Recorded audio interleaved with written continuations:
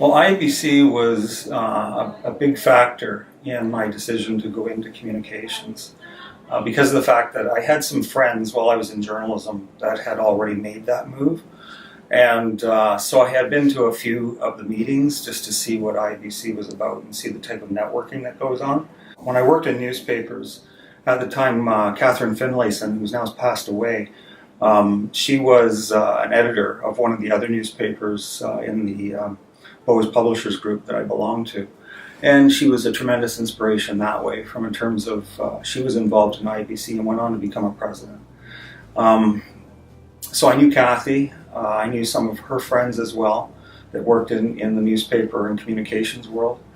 And then after I got into IABC, I started to make other relationships with other people such as Malcolm Ruddock and Keith Brooks, Spencer Golubchenko, Michelle Martin. All of these people are people that I can still call on today, which is great if I ever need any help or anybody to bounce ideas off. It provided an opportunity for gaining knowledge. There was an awful lot of resources. There were webinars, there were conferences, there was always the speakers at all of the different events. And so it was a matter of looking at that as being a tremendous resource that I could draw on. And therefore I could use that as well as on-the-job experience in the communications work that I eventually ended up doing to keep building my career. And after a number of years, accreditation was the next step for me, right? And again, accreditation provided me with a huge opportunity, I would say, to learn so much about best practices. The volunteering aspect of things and getting into the different executive roles was tremendous in terms of building confidence. It drew me out of just the day-to-day things that I was doing and kind of broadened my management experience, having to manage people, having to manage events, having to get involved in the financial side. These are all things that my jobs from a communication standpoint didn't allow me to do.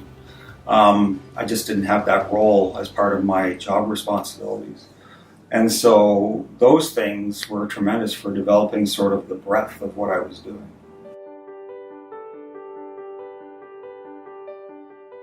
I think the connections are strong, largely because we've all been in each other's shoes.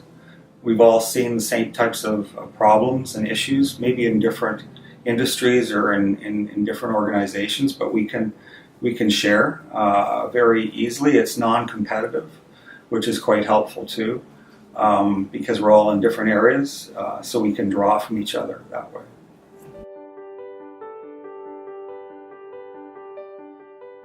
I'm inspired by the fact that there is still an organization that believes in ethics, and that's IABC. That's largely a part of what communications needs to remember these days, because we're in a world of fake news and a lot of fragmentation in terms of communications. And IABC has sort of the centerboard on ethics in terms of keeping people offering people a touchstone that they can come back to and keep themselves focused in terms of where they direct their communications efforts and how they shape their materials. I think that's big.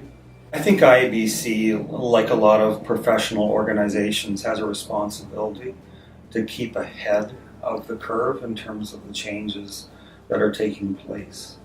And I think they provide a depth of resources that if you as an individual had to go out and research those things on your own, you'd be lost. I think it's amazing that 40 years has gone by. I can remember the 20th and the 30th anniversaries. Like I said, I've been a member for well over 20 years now. And I think it's a testament to London and the strength of the London chapter that they can have a chapter that is still going after 40 years and still has such active